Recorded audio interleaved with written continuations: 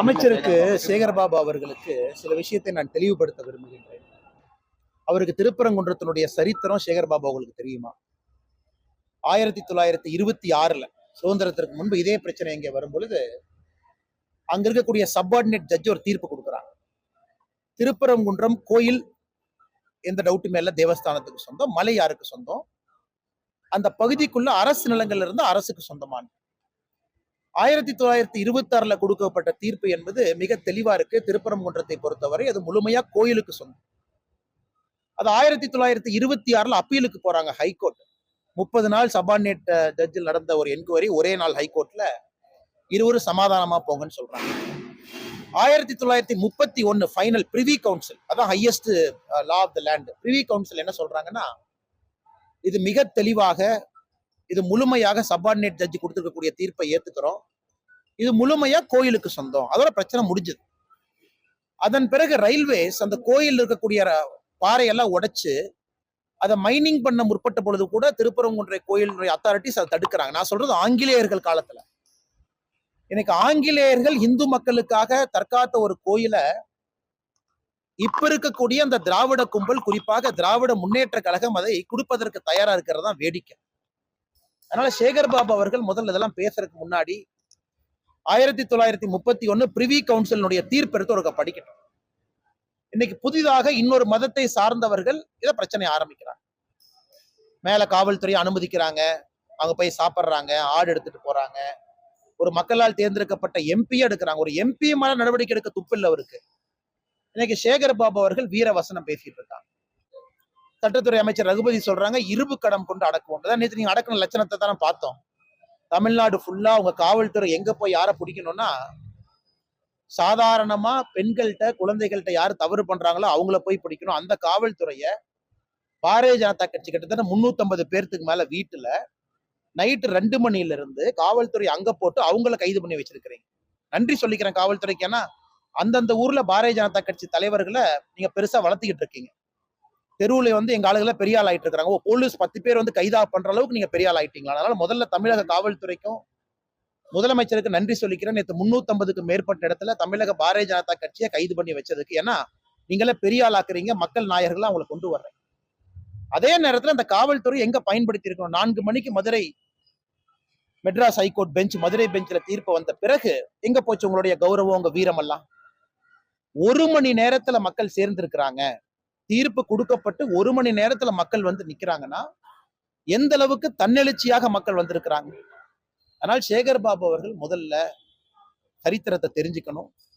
வெறும் காவி வேட்டியை கட்டிக்கிட்டு பட்டைய போட்டுக்கிட்டு நான் முருக பக்தன், நான் சிவபக்தன் சொல்லி தெரிஞ்சா மட்டும் பத்தாது. சேகர்பாபு அவர்கள் உண்மையான ஒரு சனாதன தர்மத்தை நம்பிக்கை இருக்கக்கூடிய மனிதர்னா, சனாதன தர்மம் இந்து தர்மம் வேறுபடுத்தாதுங்கண்ணா. இஸ்லாமியர்களாக இருந்தாலும் நம்ம சகோதரர்கள் தான். ஆனா இதுல பிரச்சனை ஆரம்பிப்பவர்கள் யார்? இத்தனை காலமாக அமைதியாக இருந்த திருப்பரங்குன்றத்துல பிரச்சனை ஏற்படுத்தி இருப்பவர் யார்? இதை முதல்ல சேகர்பாபு அவர்கள் ரகுபதி அவங்க இரும்பு கடத்தை கொண்டு அடக்குவோன்னு அந்த சீன் போட்டு சுத்துனீங்கன்னா உங்களை எப்படி அடக்க முடியும் என்று எங்களுக்கு தெரியும். அதே மாதிரி நாங்கள் அடக்கி காட்டுவோம். அதுக்குள்ள போக வேண்டாம்னு நினைக்கிறேன்.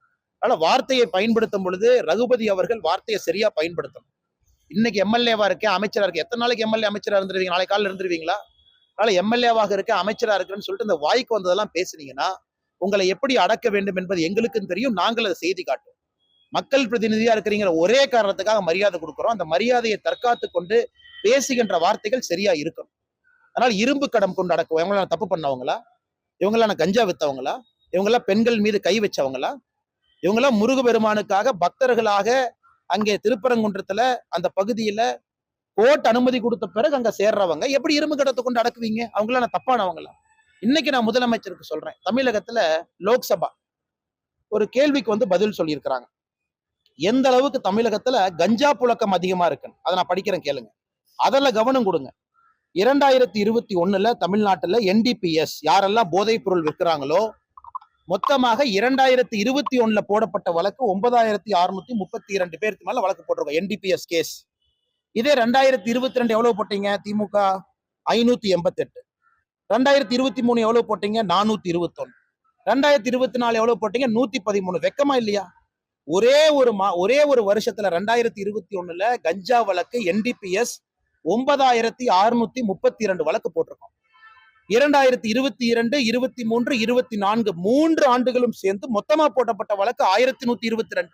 எப்படி கஞ்சா இங்க கட்டுப்படி இதுவாகும்? எப்படி நீங்க ஸ்டாப் பண்ணுவீங்க? இன்னைக்கு கஞ்சாவினுடைய தலைநகரமாக தமிழகம் இருக்குன்னா இதுலயே தெரியுது, லட்சணம் தெரியுது. NDPS நீங்க கேஸ் போட்ட லட்சணம் தெரியுது. இங்கே காவல்துறையை பயன்படுத்தணுமா? அதை விட்டுட்டு 350 பிஜேபியினுடைய வீட்டுல போய் காலையில இருந்து நான் கைது பண்ணி சிறையில வைப்பேன். வெக்கமா இல்லையா உங்களுக்கு எல்லாம்? இதுல வீரவசனம் அமைச்சர் சேகர் பாபு அவர்கள், ரகுபதியை போன்றவர்கள் வெக்கமே இல்லாம வீரவசனம் பேசிக் கொண்டு திரிகின்றார். அதனால இரும்பு கடம் கொன்று அடக்குவன்னு முருக பக்தர்கள் மீது கை வச்சீங்கன்னா நீங்க இருக்க மாட்டீங்க. நீங்க நான் தெளிவா சொல்ற கேட்டு, எங்களுக்கும் தெரியும் எப்படி உங்களை அடக்க வேண்டும், எங்களுக்கு தெரியும், பொறுத்துக்கிட்டு இருக்கும்.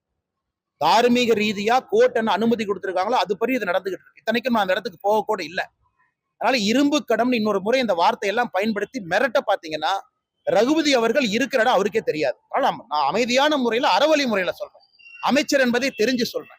இந்த மிரட்டுறது உருட்டுறதெல்லாம் கரைவேட்டி கட்டிருக்கிற திமுக காரங்கிட்ட இன்ப நிதிக்கு போஸ்ட் அடிச்சு ஓட்டுறவங்க சொல்லிக்கங்க. எல்லாம் முருக பக்தர்களை பார்த்து அமைதியான முறையில் அறவழி அத்தனை பேர் சேர்ந்தாங்க. என்ன பண்ணாங்க? பச உடைச்சாங்களா? தீ வச்சு கொளுத்தாங்களா?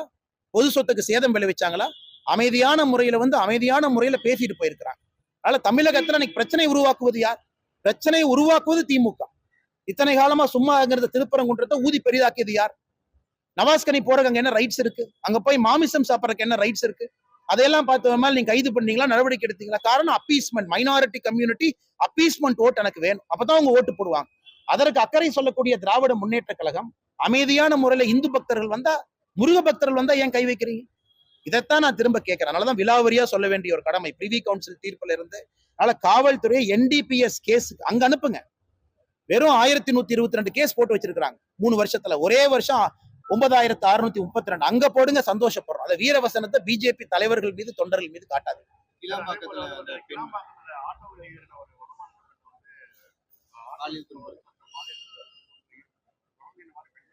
ஒரு நாளுமே எங்கன்னா தமிழகத்துல காலையில எந்திரிக்கும் போது நம்ம எல்லாம் சாமி கும்பிட்டு தான் எந்திரிக்கணும்.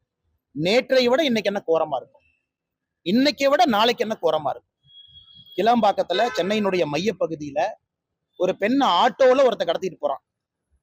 அதை பார்த்த யாரோ ஒரு நபர், நல்ல ஒரு மனிதர், போலீஸ் கண்ட்ரோல் ரூமுக்கு போன் பண்ணி அந்த பெண்ணை மீட்க வேண்டிய கட்டாயம் நமக்கு வந்திருக்கு. சென்ட்ரல் சிட்டில இவ்வளவு போலீஸ் வச்சிருக்கிறீங்க, ரோந்து படை வச்சிருக்கிறீங்க, வண்டி வச்சிருக்கிறீங்க, 2 வீலர் வச்சிருக்கிறீங்க, பேட்ரோல் போர்ஸ் இருக்கு, பிங்க் வண்டி இருக்கு. உங்களால கட்டுப்படுத்த முடியல. ஒரு சாதாரண மனிதன் அதை பார்த்து விட்டு கண்ட்ரோல் ரூமுக்கு சொல்லி பிடிக்கிறீங்கன்னா, இதை பார்த்து சேகர்பாபு, ரகுபதி போன்றவர்கள் வெக்கப்பட வேண்டும். இவங்களை இரும்பு கடம் கொண்டு அடக்குங்களே. முருக பக்தர்களை இரும்பு கடம் கொண்டு அடக்குவதற்கு முன்பு இவங்களே இரும்பு கடம் கொண்டு அடக்க மாட்டீங்க. கஞ்சா விற்கிறவனே இரும்பு கடம் கொண்டு அடக்கும். இரும்பு கடம்ங்கிறது முருக பக்தர்கள், இந்துக்கள் மீது தான் இரும்பு கரம். மிச்சவங்க மேல இரும்பு கரம் இல்ல. ஏன்னா மிச்சவங்க ஓட்டு அப்படி போட மாட்டாங்க இல்லைங்களா? இந்துக்கள் ஓட்டு அப்படி பிரிச்சு போடுவாங்க, என்ன வேணாலும் அவமானப்படுத்திக்கலாம். அதனால திருப்பரங்குன்றத்திலே நேற்று நடந்திருப்பது ஆரம்பம் மட்டும்தான். இது ஆரம்பம் தான். நேற்று அந்த எழுச்சி என்பது ஆரம்பம். வருகின்ற காலத்துல திமுகவுக்கு தக்க பதிலடி கொடுக்கப்படும், பதிலடி புகட்டப்படும். நிச்சயமா அவங்களுக்கு உகந்துக்கும்.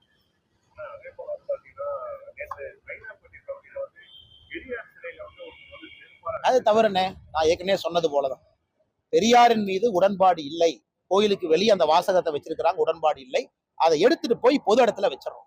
பிடிச்சவங்க பாருங்க, பிடிக்காதவங்க போகாதீங்க. மக்கள் பாக்குற பொது இடத்துல வைக்காதீங்க.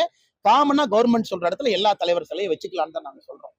அதற்காக ஒரு தலைவரை போய் நான் செருப்பில் அடிப்பேன், அவமரியாதை செய்வேன், அவமானப்படுத்துவேன் என்பதில் எங்களுக்கு நம்பிக்கை இல்லை, ஏற்புடையதல்ல. அது மிக மிக தவறும் கூட. அது போல் செய்யக்கூடாத. காரணம், எல்லா தலைவர்களையும் எல்லோரும் ஏற்றுக்கொள்வார்கள் என்பது ஜனநாயகத்துல மரபு கிடையாது. சில பேர் எதிர்ப்பாங்க, சில பேர் ஏத்துக்குவாங்க. பெரியாரை நாங்களும் பல இடத்துல அவரை ஏற்றுக்கொள்ளவில்லை என்றால் அதற்காக போய் அவமரியாதை செய்வது ஒரு நியாயமான ஒரு விஷயம் அல்ல. இதை யாராக இருந்தாலும் கூட இதை வன்மையா நான் கண்டிக்கிறேன். சரியா? நன்றி. என்ன தேங்க்யூ.